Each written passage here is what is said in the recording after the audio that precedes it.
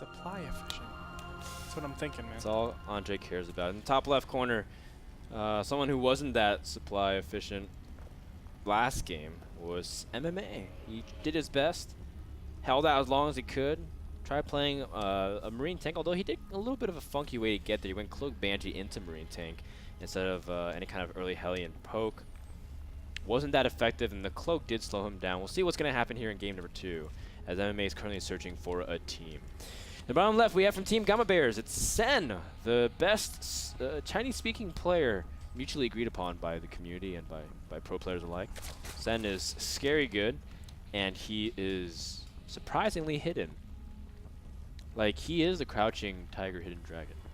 Like, that movie was made about Sen, because he's just, no one knows about him anymore. Even though they kind of do back when he's playing in tournaments, but everyone's like, oh yeah, of course Sen's really good.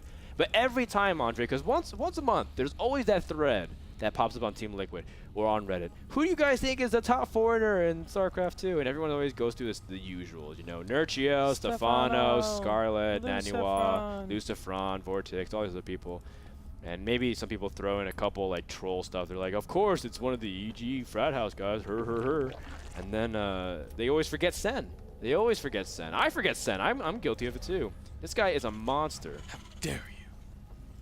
Sen, I will never forget about this guy. He was a legend in Starcraft Brood War, just to let you guys know. Everybody knew him in SCBW. He just, I don't know, he had a style that was so unique. The Chinese scene in general, and I know he is Taiwanese, but we kind of grouped them together. Him, there was like F91 and a couple of other really weird Terran players, but they really led the charge in terms of the foreign scene. Like, not a lot of players understood their style, and it made them so unique. But Sen was kind of like a crossbreed of foreign styles and sort of like his own plus the Chinese style. And he was the only person that can successfully do it. Like, he would do things in StarCraft that would blow your mind macro, and he would be able to micro at times where you really felt like he shouldn't be able to because his money was just so god dang low. And time and time again, this guy just impresses me more and more, especially in StarCraft 2. I mean, there was a while where we thought Sen wasn't going anywhere. He was just very stagnant in the scene. Yeah, he even thought about quitting, too. Yeah. He was telling me, he was like, yeah, you know, I don't know if I'm going to keep playing StarCraft, all this stuff. And I'm like, Sen, you're going to disappoint so many fans. He's like, yeah, but maybe it's just my time. You know, and that was when Brood players were struggling to port over to StarCraft 2. When Sen was staying at my house, he said, I'm only doing this for 1 more year. Yeah? It's been more than a year. Yeah. It's been more than a year. Yeah, he's still around. I knew he wouldn't. I knew it, Sen. I knew it. Is he kind of like NTT, always coming out of, like, pretending like he's going to quit and really doesn't? Yeah, man.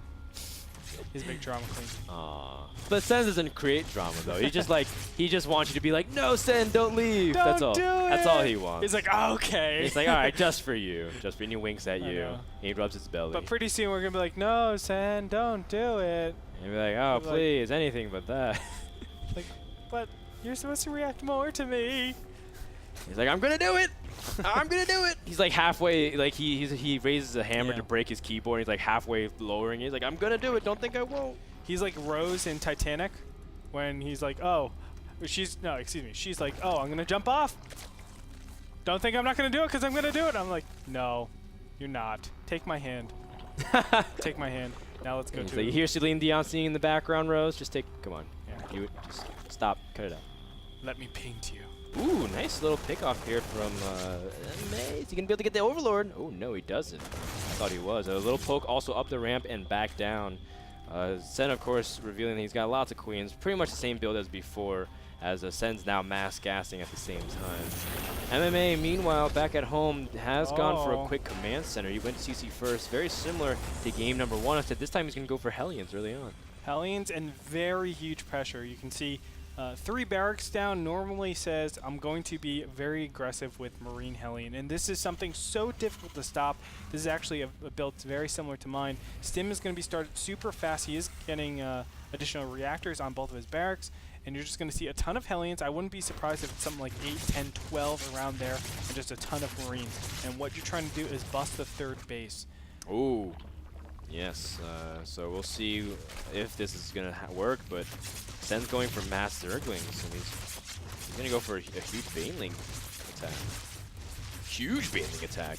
This is like so Okay. counterintuitive, I feel like. This could still be a Or just a defensive Baneling nest. But he made like 30 Zerglings, man. Is that really defensive? Yeah. I feel like that's still a little excessive, don't you think? Let me check the drone count. Yeah, maybe. Yeah, it's weird that he hasn't put down his 3rd hatch. Oh, no, he does. Oh. This is interesting. This is like Sen's style. Like, because he goes triple gas, quick Baneling nest, makes 30 Zerglings, makes 20 more. I feel like he's going to be at least slightly aggressive, Andre. Oh! I guess you're right, Ferdinand. No, it didn't really make sense to me. Based off, you know, he takes a little bit of a delayed 3rd. If you're going to go for an economic opening with queens, you go for a lot of queens. But do you think this is going to be effective? And is MMA going to be able to react? Oh, where's Hellions? He only has 3. 3. Oh, wow, that is not that is enough. not good. The Hellions are moving away! No, Hellions! No! Banelings are crashing in. And, oh, those Marines can't even go anywhere. Oh, This God, is, no. oh, no, the Marines are running Marauders. Ooh, nice walls with the Marauders last second, but that's not going to be enough. You are dead. Yikes. So much damage being done. Zergling's now killing off SCVs in the natural. MMA supply, very poor. GG. I don't know what that Oh build man, was. what was the best statistics on that game, by the way, or that series? Does anyone, do you guys know? You can pull that up for us real quick as we I don't know do what some MMA was doing, man. post-series. That was weird. That was a weird game. I think, was he going for a fast 3rd and then it was choosing? I know he was clearing the 3rd because he wasn't sure if a Zergling was there, still, like, you're not checking for all-ins. You're going Marine Marauder, but you're not having Hellions out in the field to actually check for any incoming aggression.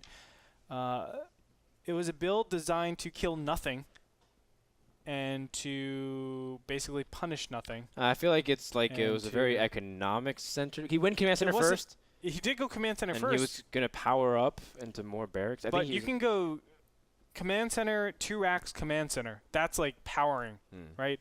So for him to go such early barracks and not get a lot of Hellions, I don't know. I don't know what he was doing. Because you're not having the upgrade advantage. You're not having the unit advantage because without Hellions, Zerglings are empowered by an extreme amount. You're not getting Starport super fast. You're not getting a 3rd Command Center super fast. I want to see MMA's build. So again, what do you really? I don't know. Well, I mean, only MMA knows. Well, maybe we'll never figure it out.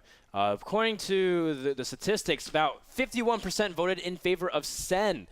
So it's actually it was 51-49. It could have gone either way, but congratulations to Trogdor. He's got the biggest bet. Trogdor, good job. Points. Me and Trogdor are like this, by the way. You picked Sen? Yeah. I think I picked gave MMA. him bacon, too. I'm pretty sure I picked MMA. Actually, I've been getting more bacon. I started off at a -100 bacon because I broke the bot, how do I and now I'm at -93. How do I 7 check how people much are giving me bacon I have? bacon. Thank you. Thank you. I Stats? love you all. We also love Azo here at North American Star League, the best in monitor production technology. Check them out at azo.com. We'll be back with our last series of the day, as well as some other cool bonuses and treats. Don't go anywhere. TLO versus Enya when we return.